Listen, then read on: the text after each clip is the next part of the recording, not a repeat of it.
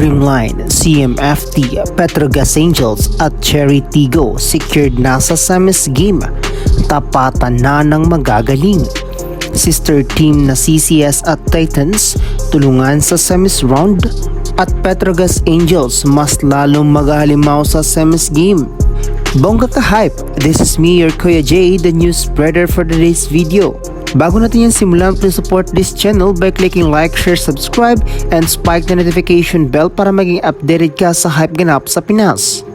Ito na siguro ang pinaka-inaabangan ng karamihan na makita ang mga papasok na sa semis game kung saan ay laglagan serya na nga ang magaganap dahil sa single round robin na magiging format ng laban. Lahat nga ng teams ay maglalaban-laban at kung sino ang third and fourth place sa pagtatapos ng semis ay maglalaban para sa bronze medal, while pag nasa first and second rank ka naman after the semis game ay maglalaban ka naman sa championship title.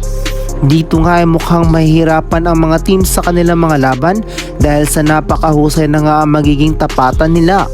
Magkakaroon nga ng malaking pag-asa na makapasok sa finals game ang Petrogas Angels dahil mukhang madadagdag na nga sa kupunan nila si MJ Phillips.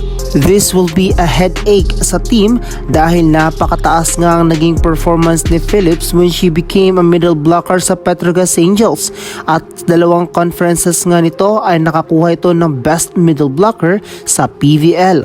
While medyo kakapusin naman ng Chocomucho in the absence of Kath Tolentino, si Kath nga isa sa mga reliable scorer ng OBE at magiging kasanggasana ni Rondina sa pag-i-score para sa team. While CCS naman ay magbibigay naman sila ng kanilang best game if magkaroon man si Carlos ng tryouts papuntang Korea.